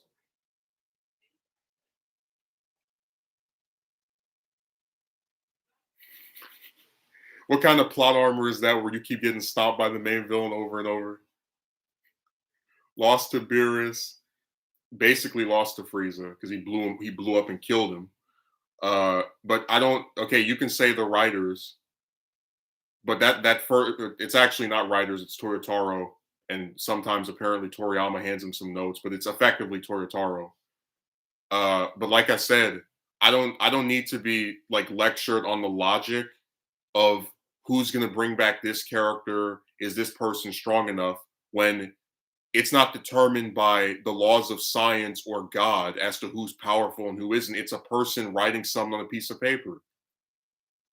Like, what a joke. If Toriyama wants Vegeta to be relevant instead of being a punching bag, he could. Well, what do you define as relevant? Because Vegeta consistently, since Super started, has received the most screen time and attention of any character in the entire series, consistently outside of Goku. If you watch the Super anime, he is, again, the majority of episodes, and the only time we don't really get to see him as much or is a little bit at the start of Future Trunks arc, a little bit there, and then a little bit at the start of the Tournament of Power. So, what do you define as relevant? Like he gets more to do than anybody else that's not Goku. He gets more transformations than anybody else that's not Goku. More fights than anybody else who's not Goku. The entire Universe 6 team was almost defeated by him. So I don't. Again, what do you define as relevant? Because if they had it to where every arc Piccolo was fighting 2, 3 people, and then let's say the main villain gets beaten by Goku or Vegeta or Gohan or whoever, I'd be fairly content with Piccolo's role. I would say, hey, they actually gave him some stuff to do, some role in the story where he actually gets to fight people and win. It's nice. That's why my favorite chapter of the Super manga is, I believe it's 52. It's the one where there's like 3 siblings from Moro's gang that come to Earth and Piccolo just stomps all of them. Because you so rarely get to see him actually do anything anymore. It's my favorite chapter in the whole series. I'll go back and read that one chapter when you read the rest of the arc. I'll pretend that's like a little one-off story that some fan came up with that's official. This is why I say Goku's death after the Cell Saga would have been a good send-off for his character to introduce Super Gohan as but I don't even believe in the new main character. That's why I gave the example of how the only thing Goku actively does is fight the antagonist at the end of the arc and have his screen time eaten up by multiple other characters in Z. That's why I said it's just really goofy to me to say that a show has a main character, but then other characters, like in Naruto Part 1 and Part 2, you don't see any other character more than Naruto, so I actively say Naruto is the main character. But in Z, you see others more often consistently than Goku. So, I really believe if Z didn't have the Buu saga, people wouldn't even call him the supposed main character of it, but whatever. Because the Buu saga was basically Toriyama getting cold feet to press the dial on getting rid of him at last. He chickened out, and they've been stuck in this nonsense ever since. And then GT and Super just doubled down on the same tired stuff with this character.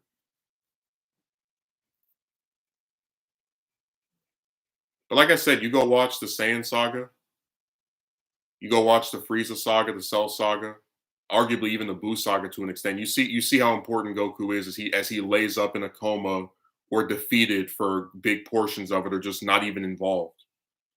Literally, the Saiyan saga saves Gohan, dies in the first 5 episodes. That's your main character. Does some training on Otherworld, and then spends a very long time trying to get to the battle, while Gohan, Piccolo, and Krillin have more screen time than him. And then when he fights the main villain, Vegeta, he ends up having to get saved by Gohan and Krillin. That's your lead? That's the most important character? Really? That's your hero? That's your main character. He came to save the day. He beats the sub boss, and then has to get saved by his child son and his best friend, who is supposedly so much weaker. Look at the Frieza saga. It's Gohan and Krillin go to Namek. And what's Goku doing? Laying up in a hospital bed. Then he's in a little ship training, and we get a few scenes of him doing that. But it's mostly screen time going to Gohan, Vegeta, and Krillin. And then only when they get to the Ginyu Force does Goku show up and finally do something. And then, he gets his body snatched. So now Gohan and Krillin have to save him again. Then he gets put out of commission again when they go and fight Frieza. And then it's Gohan, Piccolo, Krillin, and Vegeta fighting Frieza up until Vegeta starts getting stomped. Then Goku finally shows up again and healed. And then when he's fighting Frieza, he still can't beat him by himself. So he has to rely on the same 3 again, because Piccolo has to come and save him and give him enough time to do his Spirit Bomb. And only during that fight does he actually have any sustained focus throughout the entire Frieza saga. And then look at Cell. Like, the arc starts, he doesn't even get to actually kill Frieza. Some random character we've never seen before has to save the day and become the actual Saiyan that destroys the remnants of the Empire. He gets told about the androids. He mostly trains off screen, right? Because that most of that training was off screen. He fights 19. He loses to 19 because of his heart virus. And then he's out of commission, and the whole plot focuses on pretty much anybody else. You see Gohan doing stuff. You see Krillin doing stuff. You see Vegeta, Piccolo, Trunks. What's Goku doing? Laying up in the bed. And then the tournament starts. Oh, Goku's going to save the day, just like he kind of did against Vegeta, but not really. And just like he definitely did against Frieza, but not really, because Frieza still came to Earth anyway. But he's going to save the day, right? And then he loses. He gives up. He quits. And his son has to save the day. And then he dies again. My lord. That's your main character? The one that gets his screen time eaten up regularly in Z by Piccolo, Gohan, Krillin, and Vegeta? That's your lead? That's the one the series can't do well without? It sure did. Like, again, I love the original Dragon Ball, which actually did focus on Goku, and he was a compelling protagonist. But it's the lesser of popular of the two between it and Z. It's so ironic. Z is the praised, well-liked show, but it's the one that has the least amount of Goku in it, which is arguably why it's the best. This character passed the torch to more interesting protagonists than himself. You ever notice that Z's the one everybody likes so much, but it has the least amount of Goku? That's why I like Dragon Ball better. Oh, the original? Yeah. Oh. I like them both, but I don't like Goku as an adult much. I liked him as a kid. Goku as a kid actually cared about his friends and wanted to, save them. Goku as an adult will arrange for a tournament that'll destroy universes because he wants to fight somebody. But that's why I don't believe in a quote unquote main character for Dragon Ball, because it had a whole majority of its manga, because Z is the majority of the original manga, that was focused on other characters actively. And it's like you'll have people say, "Oh, Goku's the main character because he beats the main villain," but no other series have I ever seen where every arc it always focuses on someone else and spends more time with them. Like if I did a movie, right, that's about Vegeta training, and there's a new villain coming to Earth, and Vegeta gets beaten by this villain, right? But then Vegeta comes back, and then Goku shows up and like does something and takes out the main villain, but he only was able to beat the main villain because Vegeta helped him, and Vegeta was like the person you saw the most in this film. Who's the main character? Is it Goku just because he defeated the antagonist, or Vegeta the one that you spent the most time with and got to know? So I said it's goofy just with people, and then it's like, oh yeah, Goku's such the main character of Z that there's an entire filler arc that doesn't have him in it. Have you seen a filler arc of Naruto that doesn't have Naruto in it? Again, before Shippuden, because I know Shippuden started like deviating a little bit from him, but have you seen a One Piece filler arc with no Luffy? No, you don't. But there's a Dragon Ball arc with no Goku. Oh, it's filler. But they knew that they could do something like that and not use him and get away with it because he wasn't that important to Z. He's just someone who's there to beat the final antagonist, usually with the help of others, and get reviled as this amazing character when he really isn't.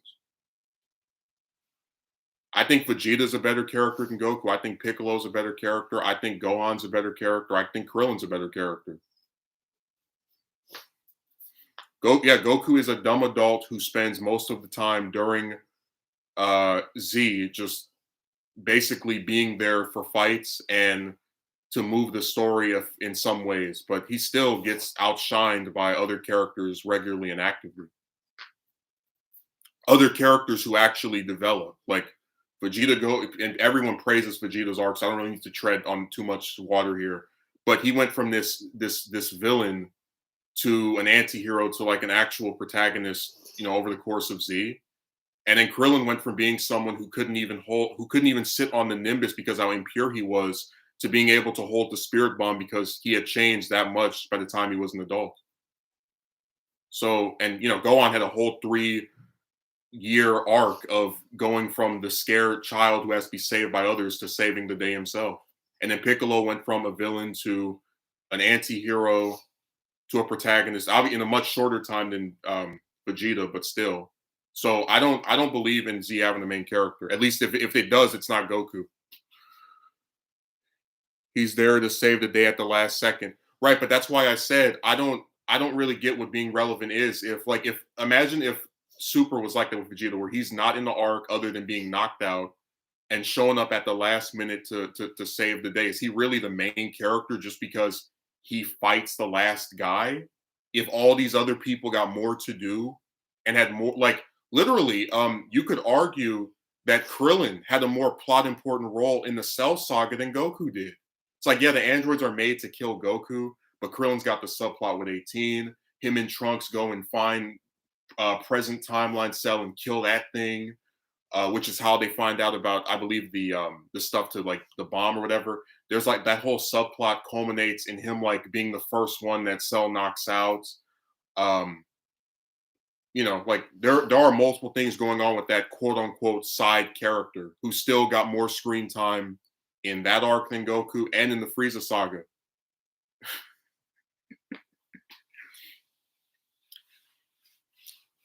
Same thing with Piccolo. It's like more screen time than Goku in the Cell saga and the Buu saga. It's him that's hanging out with Goten and Trunks when they're trying to get rid of Buu, not Goku. He was gone. Just like what's another good example? Like when Vegeta blew himself up against Buu, he was gone for like 30 episodes. No, OG Naruto was about Naruto, and despite that, the others still got their time to shine. Rock Lee being a good example. Oh yeah, my brother loves Rock Lee.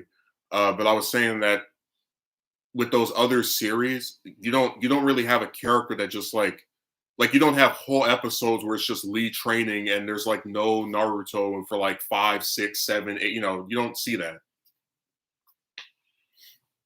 They do. That was Sasuke though. Yeah, he was watching the tuning exams, and I told him about how Sasuke is like the worst protagonist, quote unquote, I've ever seen because I've never seen a character who gets talked about so much, who shows up so little. That between the time when Sasuke beats his opponent, who I can't remember the name of during the tuning exams, we see him in maybe like 4 episodes after that for like little brief scenes, and he's just actively missing from the show. Like he's basically just a plot device character is all he is.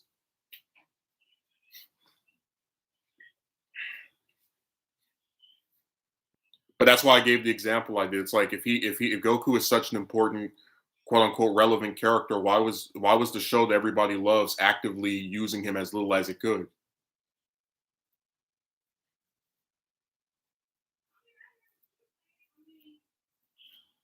That's why I don't believe in the main character, but whatever.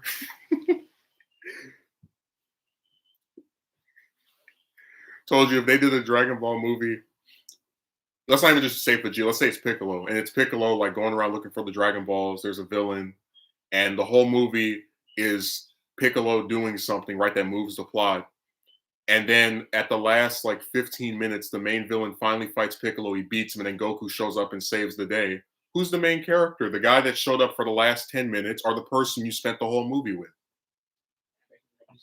Exactly. Not to mention, character comes out of nowhere for the last. Yeah, that's your main character. How? Imagine a Spider-Man movie where it's like Mary Jane fighting villains, and then all the way at the last 10 minutes, Peter shows up. Yeah. Oh yeah, he's such a main character. That's why he wasn't even here for most of it. Not to mention, Sasuke is generally, as a whole, is generally an a-hole when he is around, which is why I never understood why Sakura was so in love with this with this dude. Yeah, that's one of the worst romances in fiction. I don't know how anyone likes them as a pairing. Like, I think Kishimoto, if he didn't want to have her be with Naruto, he should have had her with somebody else, or just like not even just be like Tsunade and don't even have a love interest. Like, I don't know what the purpose of having a girl who is obsessed with some guy that doesn't care about her, doesn't like her, and then he like suddenly changes his mind after years of not like it was weird. I think they're a terrible pairing, and I'm really sorry that Kishimoto is just such a buffoon when it comes to romance. Like, I would never depict a couple where one person hates the other one for years and then is like, oh yeah, I guess I like you now out of the blue. I was glad when he wasn't around. That's my favorite parts of Shippuden are the stuff with Sasori, because one Sasori is a very interesting villain, but also because we don't know, you know, they're doing something that has nothing to do with Clown K. They're not looking for him. So I was totally fine with that. In my opinion, if Shippuden only had Sasuke there to fight Itachi, like to see that fight that they built up for so long actually happen, I think the show would have been way better. And they gave like all the Konoha 11 stuff to do would have been infinitely better. They just had him have one fight, and he's talked about some, but like they're doing other stuff. It would be way better. She should have been with Rock Lee because he actually showed interest in her. Yeah. Well, so did Naruto. We know that Lee ends up getting with someone. We know who it was, so it's sad that they totally like ruined that character. That's why I said Kishimoto is not a good romance writer. He's good at making interesting characters with some sad past or like cool powers, like compelling, interesting characters on paper, but actually using them, he is atrocious. Told you, he's the only person I've ever seen make an immortal villain and then get rid of him after one arc. Poor Hidan. He's one of the few villains in that whole series that actually has like no redeeming qualities, but he's still fun to be around because he's like gets his power off of like misery and suffering and whatnot, and they don't use him anywhere near as effectively as they could have. So it's really sad.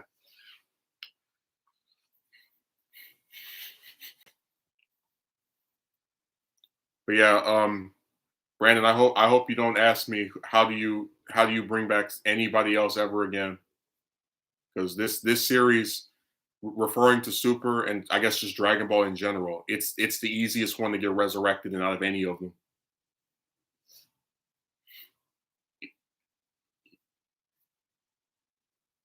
So I really hope I'm not asked that question once again or ever again. I probably will, but I hope it's not by you, because I know I know you're trolling at that point. I don't like trolls. They always try to steal my casserole.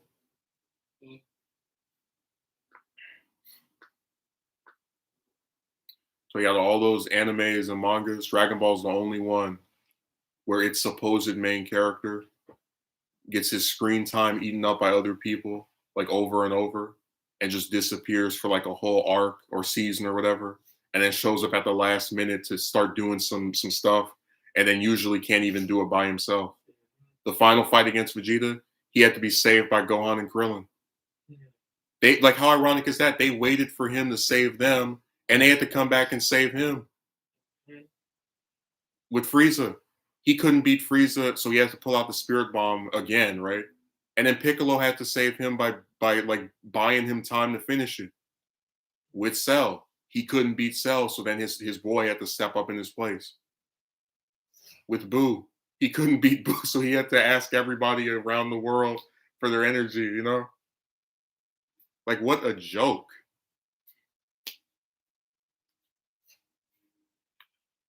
Yeah, because she's bad. She's not likable at all. I would say the same thing about Sasuke. Like, I think he's way worse than she is. I don't remember her leaving trying to like she to me she doesn't act unpleasant. Like most of her unpleasant behavior is around Naruto, but she doesn't act just unnecessarily unpleasant to random people.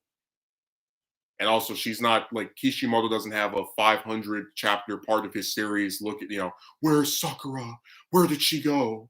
So I don't really have that much of an issue. I think the romance between her and Sasuke is horrible, but that's and I do think that they don't use her as much as they should for fighting. But that's pretty much it. I think he's way worse than she is.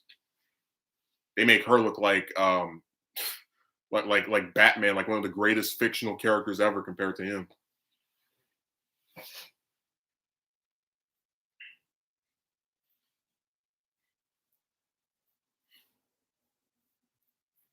So yeah, you can have Sasuke if you want to use him and say he's good, and go do that somewhere else. I think his brother's a way better character, but because the narrative doesn't like try to make him sympathetic. They always depict him as having done something screwed up. Yeah, Sasuke is terrible in fights. You want to talk about some plot armor?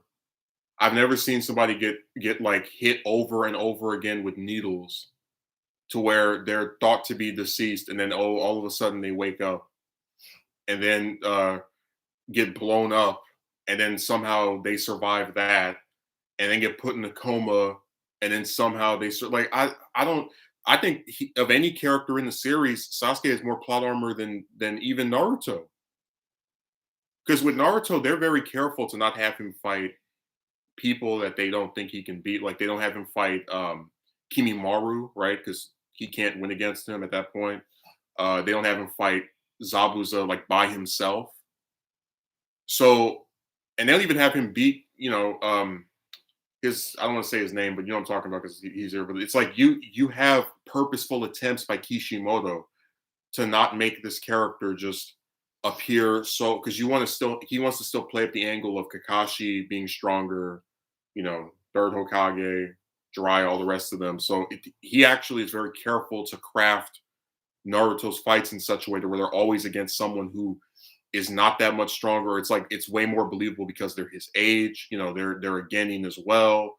Something, like, but with Sasuke, it's complete BS over and over. How do you take the main villain from your first half and have him get absorbed when he tries to do like I really hate that character, whatever. That's why I don't even like talking about Naruto, because every inevitably he's gonna get brought up. You guys are so lucky I like Dragon Ball way more, because I would make my own like Naruto part 2, and there would be no Sasuke in it. He would be like the most minor character ever. We would actually have him just like maybe get mentioned here and there, and that's about it. I think all he does is suck up screen time for more interesting. I think every rival that Naruto had would have been a better, more compelling character to do all this stuff for than him. I think you could have done this way more stuff with Gaara, with Lee, with Neji. Hell, they could have kept Haku around, like anybody else. So it's because he has Sharingan, and that pretty much became his get out of jail free card when he gets his butt whooped. My eyes turn red, so I won't end up dead. It was like, I'm gonna get off of here because we've been going for almost 2 hours. That show is so the leaks are annoying. People making all this fake stuff up about these movies. They don't know what they're talking about. They're trying to get attention and views and all the rest of that, which is fine. But when you have to create fake screenshots and fake audio and all the rest of that, it gets kind of weird. I will do another stream obviously on Monday, and then I might, just piss off until then. So thanks for showing up. Like that fight with Killer B should have been the biggest embarrassment of his life. Yeah, but he has the good old plot armor. He has more plot armor than the actual main character of the show. And that's why I said the best parts of Naruto are when he's not around. Shooting exams, he's only around for the start. And then, like from there until his fight with Gaara, you barely see him. It's perfect. It's like the stuff with Jiraiya, where they're looking, for Tsunade, perfect. Like just the less and less even the arc that's about getting him back, he pretty much isn't really in it. He's only like has that fight at the end, and that's about it. So anytime he's not there, the show becomes like it's at its best when you just take this walking, talking cancer on this series and just throw him to the wayside. Hell, one of the reasons I really like the fillers and the movies is because they don't use him. They know he sucks. Well, obviously they can't use him because they're like it's plot related. Like he's a character that's off limits because Kishimoto has like a big plan for him. But you get my point. I like that because they don't have him. Anytime that character is gone, my liking of this series increases by like 20 or 30%. The only arc where he has like a really big role where it's like people remember it is Land of Waves, and I would have loved if he actually died there. That would have been great if Haku just took him out. And then Naruto has to like be the person that takes on the mantle of confronting his brother about what happened to the Uchihas. I would have preferred that infinitely more, because you don't really see that. Like they build up that foreshadowing and stuff, but it would have been a big shock to get rid of one of your supposed core protagonists 10 20 chapters in. So Thank you, Euro. Even though you barely commented, you just made your cameo. We'll see you in No Way Home, by the way. You're going to be in that film along with 50 other damn people. Um, Thanks, Akatsuki Merchant, Dio. And that was pretty much it. So, yeah, I appreciate it. See you on Monday.